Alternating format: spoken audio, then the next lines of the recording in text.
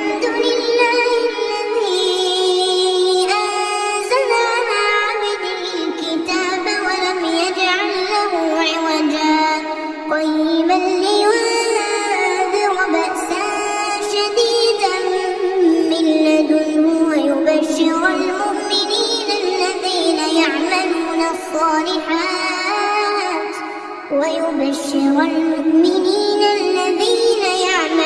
الصالحات أن لهم أجرا حسنا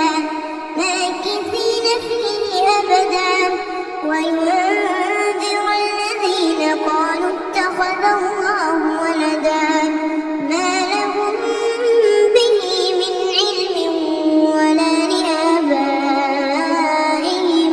كبرت كلمة تخرج من أفواههم إن يقولون إلا كذبا فلعلك باخع نفسك على آثارهم إن لم يؤمنوا بهذا الحديث أسفا إنا جعلنا ما على الأرض زينة لها لنبلوهم أيهم أحسن عملا وإنا لجاعلون ما عليها صعيدا جرزا أم حسبت أن أصحاب الكهف والرقيم كانوا من آياتنا عجبا إذ أوى الفتية إلى الكهف فقالوا ربنا آتنا من لدنك رحمة وهيئ لنا من أمرنا رشدا فضربنا على آذانهم في الكهف سنين عددا ثم بعثناهم لنعلم أي الحزبين أحصى لما لبثوا أمدا نحن نقص عليك نبأهم بالحق إنهم فتية آمنوا بربهم وزدناهم هدى وربطنا على قلوبهم إذ قاموا فقالوا ربنا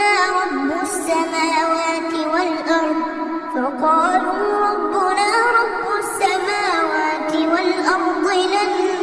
ندعو من دونه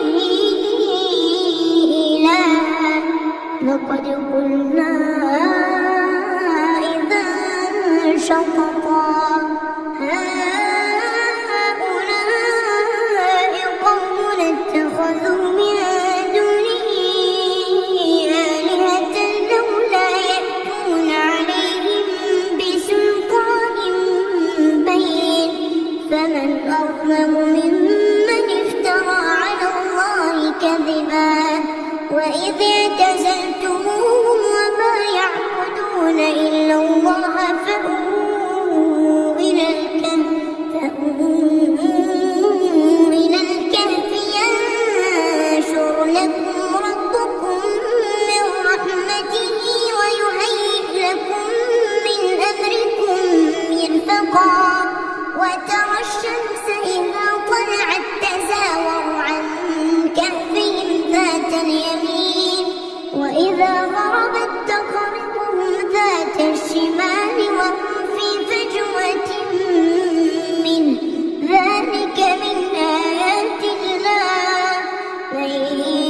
يهد الله فهو المهتد ومن يضلل فلن تجد له وليا مرشدا وتحسبهم أيقاظا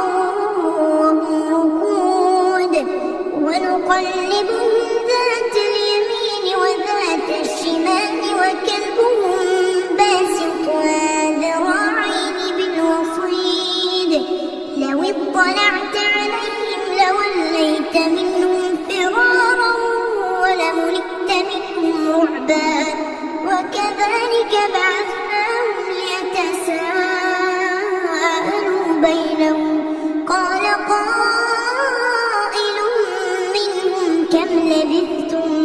قالوا لبثنا يوما أو بعض يوم قالوا ربكم أعلم بما لبثتم فابعثوا أحدكم بورقكم هذه إلى المدينة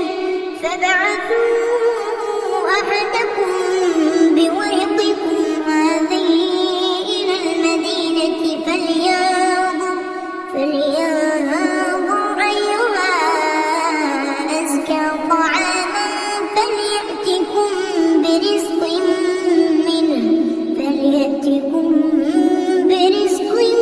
منه وليتلطف ولا يشعرن بكم أحدا إنهم إن يظهروا عليكم يرجموكم أو يعيدوكم في ملتهم ولا تفلحوا إذا أبدا وكذلك أعثرنا عليهم ليعلموا أن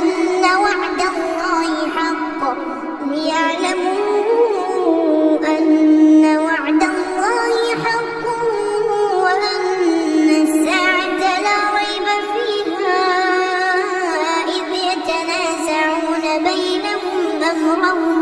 إذ يتنازعون بينهم أمرهم فقالوا بنوا عليهم بنيانا ربهم أعلم بهم قال الذين غلبوا على أمرهم لنتخذن عليهم مسجدا سيقولون ثلاثة رابعهم كلبهم ويقولون خمسة سادسهم كلبهم رجما بالغيب ويقولون سبعة وثامنهم كلبهم قل ربي أعلم بعدتهم ما يعلمهم إلا قليل فلا تمار فيهم إلا مراء ظاهرا ولا تستفت فيهم منهم أحدا ولا تقولن لشيء إني فاعل ذلك غدا إلا أن يشاء الله واذكر ربك إذا نسيت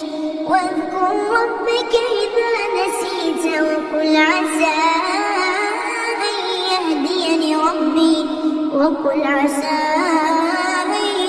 يهديني ربي لأقرب من هذا رشدا ولبثوا في كهفهم 300 سنين وازدادوا 9 قل الله أعلم بما لبثوا له غيب السماوات والأرض أبصر به وأسمع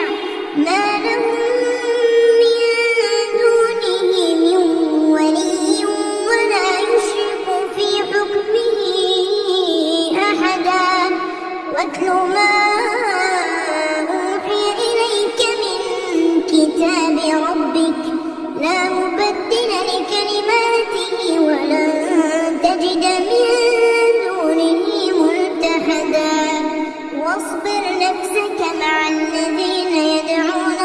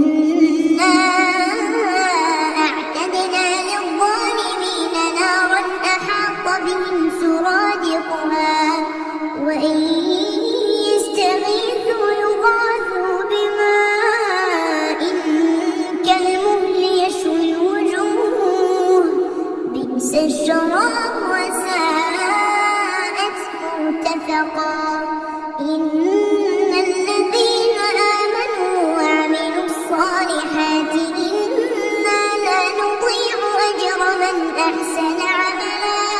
أولئك لهم جنات عدن تجري من تحتهم الأنهار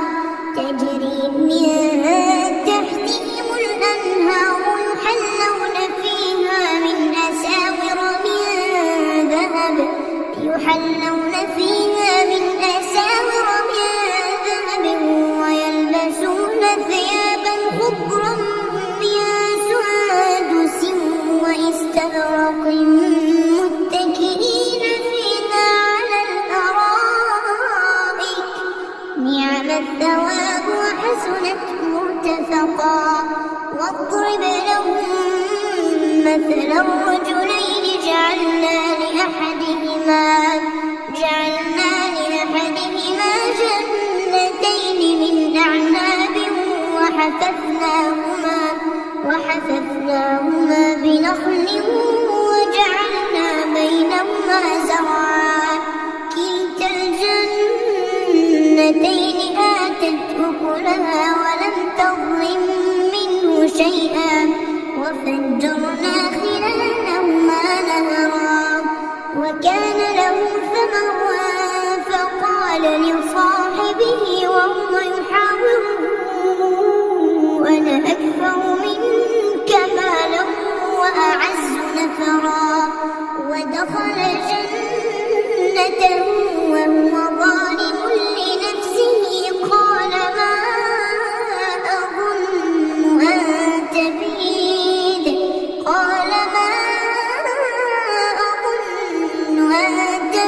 هذه أبدا وما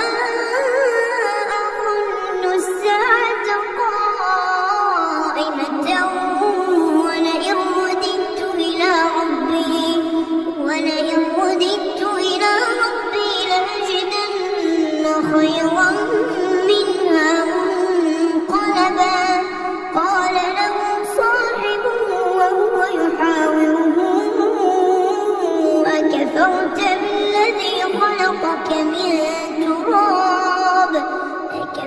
بالذي خلقك من تراب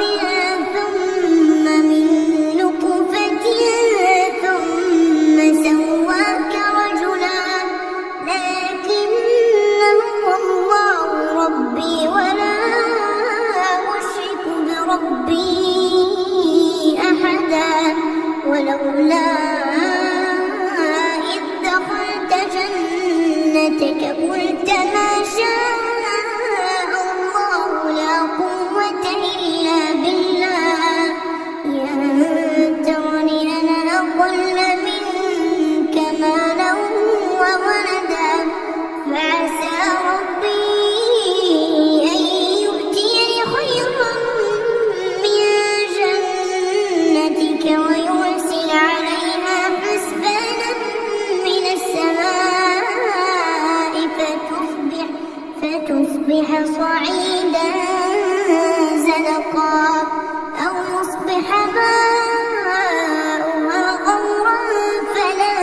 تستطيع له طلبا وأحيط بثمره فأصبح يقلب كفيه على ما أنفق فيها وهي خاوية على عروشها ويقول يا ليتني لم أشرك بربي أحدا ولم تكن له فئة ينصرونه من دون الله وما كان منتصرا هنالك الولاية لله الحق هو خير ثوابا وخير عقبا واضرب لهم مثل الحياة الدنيا كماء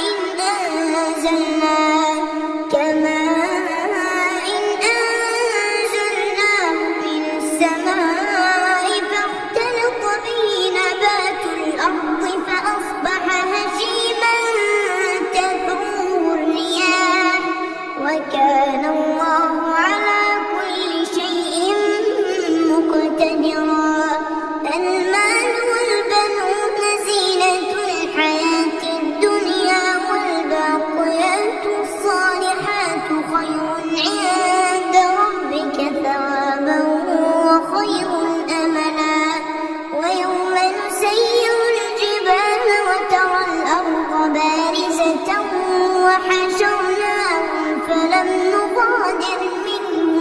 أحدا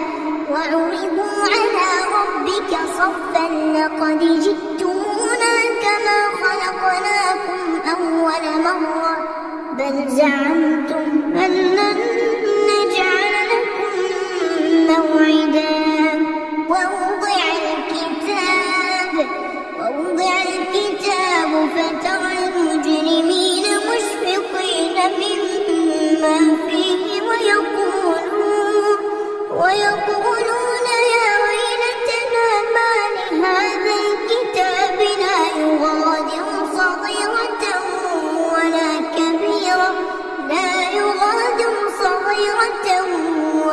كبيرة إلا أحصاها ووجدوا ما عملوا حاضرا ولا يظلم ربك أحدا وإذ قلنا للملائكة اسجدوا لآدم فسجدوا إلا إبليس كان من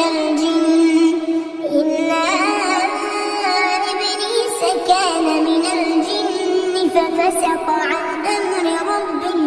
أفتتخذونه وذريته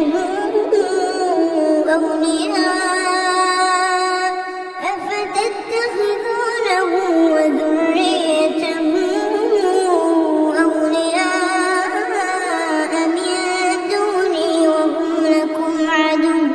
بئس للظالمين بدلا ما أشهدتهم خلق السماوات والأرض ولا خلق أنفسهم وما كنت متخذ المضلين عضدا ويوم يقول نادوا شركائي الذين زعمتم فدعوهم فلم يستجيبوا لهم وجعلنا بينهم موبقا ورأى المجرمون النار فظنوا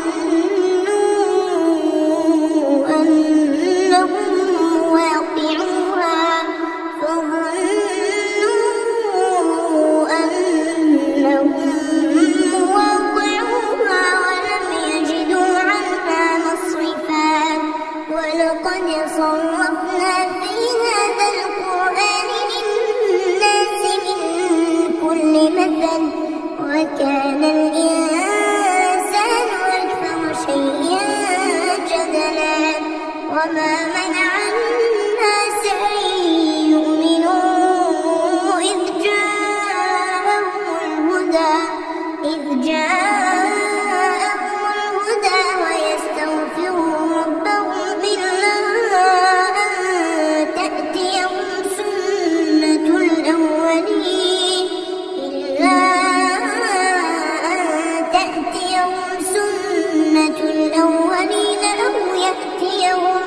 أو يأتيهم العذاب قبلا وما نرسل المرسلين إلا مبشرين ومنذرين ويجادل الذين كفروا بالباطل ليدحضوا به الحق واتخذوا آياتي وما أنذروا هزوا ومن أظلم ممن ذكر بآيات ربه فأعرض عنها ونسي ما قدمت يداه إنا جعلنا على قلوبهم أكنة أن يفقهوه وفي آذانهم وقرا وإن تدعوهم إلى الهدى فلن يهتدوا إذا أبدا وربك الغفور ذو الرحمة لو يؤاخذهم بما كسبوا لعجل لهم العذاب بل لهم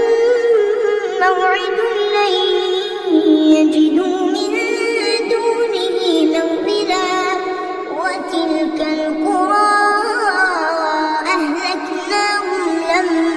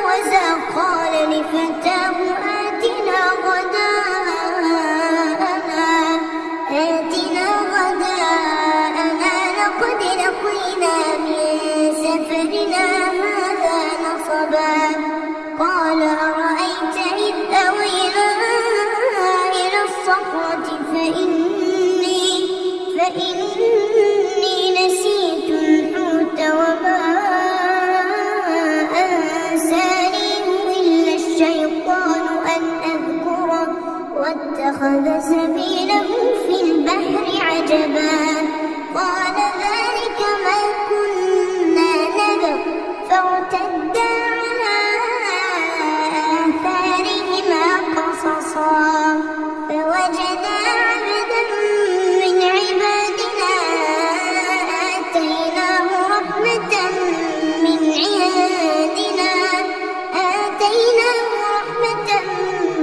عندنا وعلمناه من لدنا علما قال له موسى هل أتبعك على أن تعلمني مما علمت رشدا قال إنك لن تستطيع معي صبرا وكيف تصبر على ما لم تحط به خبرا قال ستجدني إن شاء الله صابرا ولا أعصي لك أمرا قال فإن اتبعتني فلا تسألني عن شيء حتى أحدث لك منه ذكرا فانطلقا حتى إذا ركبا في السفينة خرقها قال أخرقتها لتغرق أهلها لقد جئت شيئا إمرا قال ألم أقل إنك لن تستطيع معي صبرا قال لا تؤاخذني بما نسيت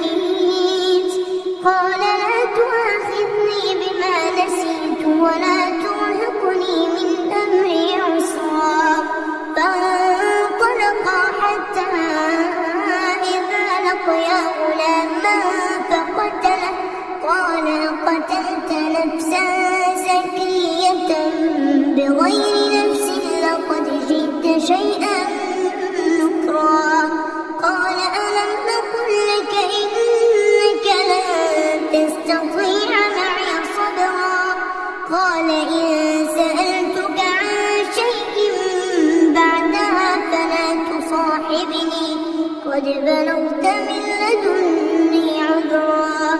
فانطلقا حتى إذا أتيا أهل قرية استطعما أهلها فأبوا أن يضيفوهما فوجدا فيها جدارا يريد أن ينقض فأقامه قال لو شئت لاتخذت عليه أجرا قال هذا فراق بيني وبينك سأنبئك بتأويل ما لم تستطع عليه صبرا أما السفينة فكانت لمساكين يعملون في البحر فأردت أن أعيبها وكان وراءهم ملك يأخذ كل سفينة غصبا وأما الغلام فكان أبواه مؤمنين فخشينا أن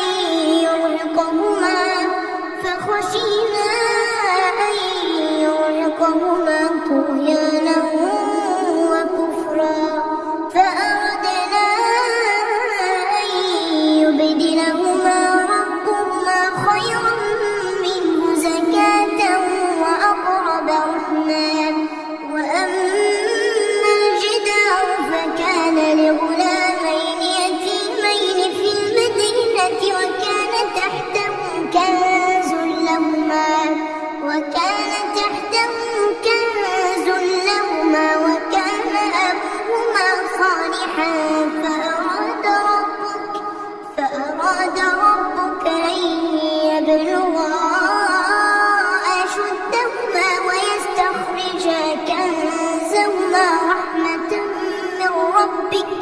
وما فعلته عن أمري ذلك تأويل ما لم تستطع عليه صبرا ويسألونك عن ذي سأتلو عليكم منه ذكرا إنا مكنا له في الأرض وآتيناه من كل شيء سببا فأتبع سببا حتى إذا بلغ مغرب الشمس وجدها تغرب في عين حمئة ووجد عندها قوما قلنا يا ذا القرنين إما أن تعذب وإما أن تتخذ فيهم حسنا قال أما من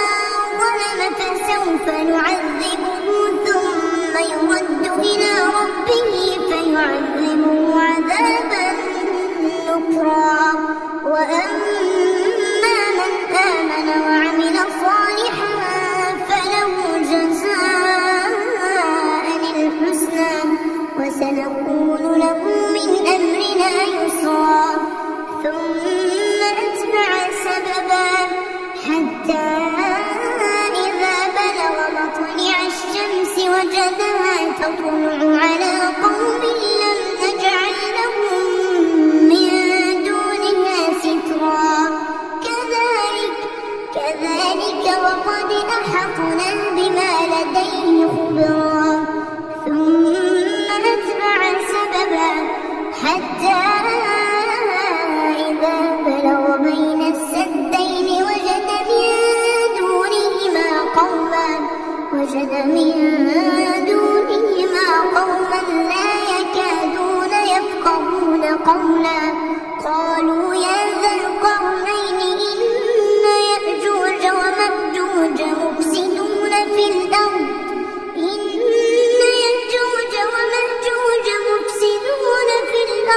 فهل نجعل لك خرجا على أن تجعل بيننا وبينهم سدا قال ما مكني فيه ربي خير فأعينوني بقوة أجعل بينكم وبينهم ردما آتوني زبر الحديد حتى إذا ساوى بين الصدفين قال انفخوا حتى إذا جعله نارا قال آتوني أفرغ عليه قطرا فما استطاعوا أن يظهروا وما استطاعوا له نقبا قال هذا رحمة من ربي فإذا جاء وعد ربي جعله دكا وكان وعد ربي حقا وتركنا بعضهم يومئذ يموج في بعض ونفخ في الصور فجمعناهم جمعا وعرضنا جهنم يومئذ للكافرين عرضا الذين كانت أعينهم في غطاء عن ذكري وكانوا لا يستطيعون سمعا أفحسب الذين كفروا أن يتخذوا عبادي من دوني أولياء إنا أعتدنا جهنم للكافرين نزلا قل هل ننبئكم بالأخسرين أعمالا الذين ضل سعيهم في الحياة الدنيا وهم يحسبون أنهم يحسنون صنعا أولئك الذين كفروا بآيات ربهم ولقائه فحبطت أعمالهم فلا نقيم لهم يوم القيامة وزنا ذلك جزاؤهم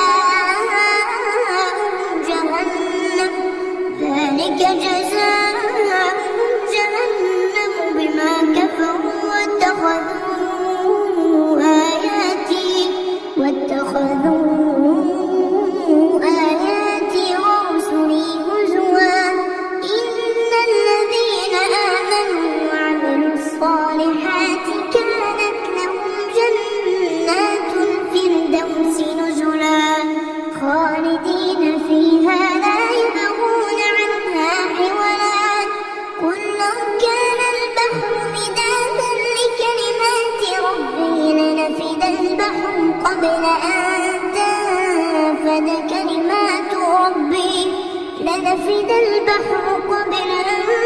تنفد كلمات